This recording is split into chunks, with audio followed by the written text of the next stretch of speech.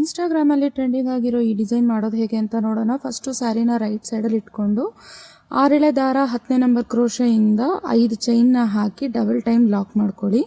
ಈ ಕುಚ್ಚಲ್ಲಿ ಮೇಯ್ನ್ ಇರೋದೇ double time lock ಮಾಡೋದು. ಅದಾದಮೇಲೆ ಈ ರೀತಿ ಒಂದು ಸ್ವಲ್ಪ ಮೀಡಿಯಮ್ ಸೈಜಲ್ಲಿರೋವಂಥ ಒಂದು ಫ್ಲವರ್ ಬೀಡನ್ನ ಹಾಕಿ ಅದನ್ನು ಕೂಡ ಡಬಲ್ ಟೈಮ್ ಲಾಕ್ ಮಾಡ್ಬೋದು. ನೀವು ಫ್ಲವರ್ ಬೀಡ್ ಆದರೂ ಹಾಕ್ಬೋದು, ಇಲ್ಲ ಕ್ರಿಸ್ಟಲ್ ಆದರೂ ಹಾಕ್ಬೋದು. ಅದನ್ನು ಈ ರೀತಿ ಡಬಲ್ ಟೈಮ್ ಲಾಕ್ ಮಾಡಿ ಮತ್ತೆ 5 ಚೈನ್ನ ಹಾಕಿ ಸ್ಯಾರಿ ಪೂರ್ತಿ ಅದೇ ರೀತಿ ಕಂಟಿನ್ಯೂ ಆಗುತ್ತೆ ಫಸ್ಟ್ ಸ್ಟೆಪ್ಪು. ಈಗೇನು ನೋಡ್ತಿದ್ದೀರಾ, ಇದು ಸೆಕೆಂಡ್ ಸ್ಟೆಪ್ಪು.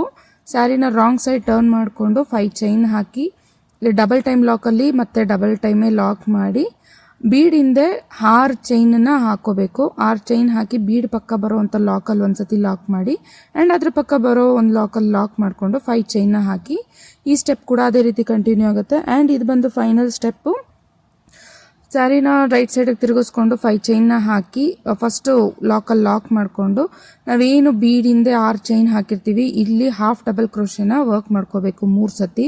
ಸೊ ನೀಡಲ್ ಮೇಲೆ ಒಂದ್ಸರಿ ದಾರ ತೊಗೊಂಡು ಕಂಪ್ಲೀಟಾಗಿ ನೀಡಲ್ನ ಎಳ್ಕೊಂಡು ಆಚೆ 3 ಸತಿ ಹಾಫ್ ಡಬಲ್ ಕ್ರೋಶೆ ಆದಮೇಲೆ ಒಂದು ಬೀಡನ್ನ ಹಾಕಿ ಮತ್ತೆ 4 ಸರಿ ಹಾಫ್ ಡಬಲ್ ಕ್ರೋಶೆನ ಮಾಡ್ಕೋಬೇಕು.